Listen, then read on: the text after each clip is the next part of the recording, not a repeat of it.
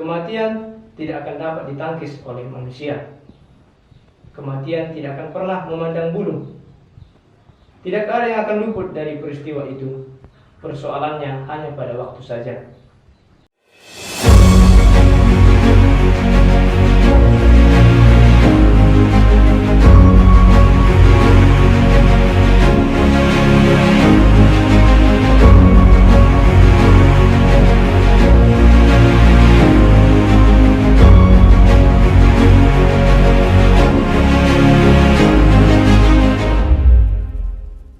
Pace e bene. Hari ini Gereja Kudus memperingati arwah seluruh umat beriman. Bapak, Ibu, saudara-saudari yang terkasih, kerinduan sanubari kebanyakan orang ialah untuk memiliki kehidupan yang lebih lama. Karena kerinduan tersebut, berbagai usaha akan dilakukan untuk mencapai hidup yang lebih lama di dunia ini. Namun tak dapat dipungkiri bahwa ketika manusia lahir, hal yang paling pasti yang akan dihadapinya adalah kematian. Kematian tidak akan dapat ditangkis oleh manusia. Kematian tidak akan pernah memandang bulu. Tidak ada yang akan luput dari peristiwa itu. Persoalannya hanya pada waktunya saja. Keinginan untuk hidup yang lebih lama merupakan bentuk dari rasa takut akan kematian. Orang-orang merasa cemas dengan kematian karena tidak tahu apa yang ada di balik kebisuan dan gelapnya makam. Ada banyak sikap yang muncul menanggapi akan ketakutan kematian. Ada orang yang memilih untuk menikmati sebanyak mungkin makanan di dunia, keliling dunia, dan segala kenikmatan dunia lainnya. Hidup yang dipandang begitu singkat harus selalu diwarnai dengan kemewahan, dengan alasan selagi hidup di dunia.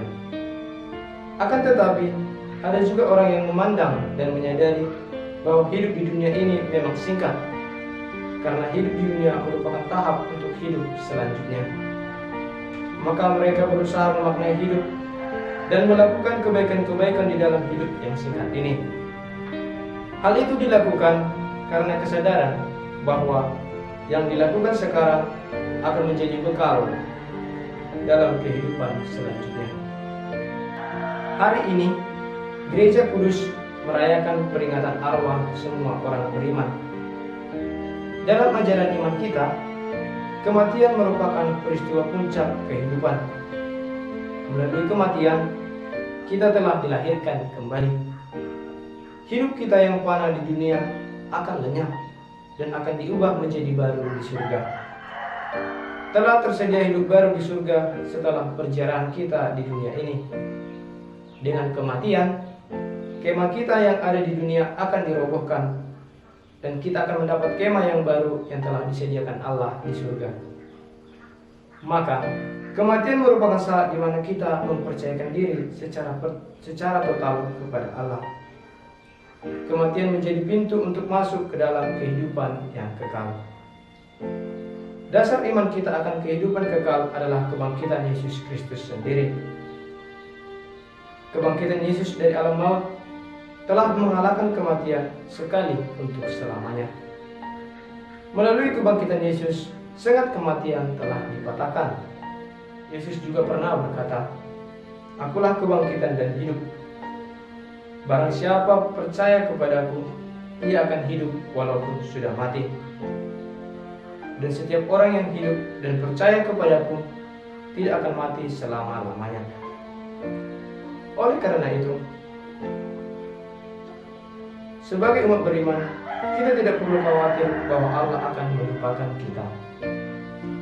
Santo Fransiskus dari Assisi, salah satu anggota gereja yang menjadi teladan bagi kita dalam mendamaikan diri dengan kematian. Santo Fransiskus dari Assisi dalam derita sakit yang dialaminya mengatakan bahwa kematian adalah saudara kita. Menjelang akhir hidupnya, Santo Fransiskus mengajak para saudara-saudaranya bernyanyi untuk menyambut kedatangan saudara maut. Baginya, kematian tidak untuk ditakuti, karena kematian adalah suatu jalan untuk menuju kembali kepada pangkuan Bapa Sang Pencipta. Santo Fransiskus tidak takut menghadapi kematian, karena dia sudah sungguh-sungguh siap menghadapinya.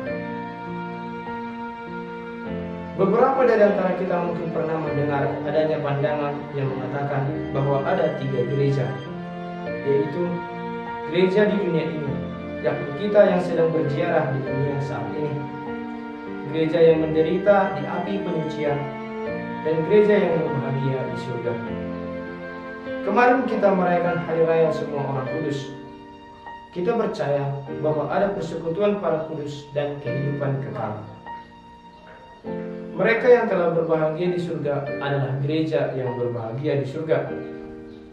Hari ini marilah kita mendoakan arwah semua orang beriman. Kita berdoa bagi jiwa-jiwa orang beriman, secara khusus sanak pemilih atau siapa saja yang pernah kita kenal yang telah meninggal dunia. Kita berdoa agar jiwa-jiwa yang masih berada di api penyucian agar segera mendapat kerahiman dari Allah dan dipersatukan bersama rombongan para kudus di surga. Pada peringatan arwah semua orang beriman ini, kita juga diajak untuk sadar bahwa akan tiba waktunya kita juga mendapat giliran dipanggil Tuhan pada waktu yang telah Dia tentukan. Maka kita harus selalu berjaga-jaga. Kita mengimani bahwa kehidupan di dunia ini sementara dan ada kehidupan kekal di surga. Sebagai umat beriman, kita mendambakan kehidupan kekal bersama Allah di surga. Maka kita perlu mempersiapkan diri dan membenahi diri. Kita harus memperhatikan tuntutan yang dibutuhkan untuk mencapai kehidupan yang kekal.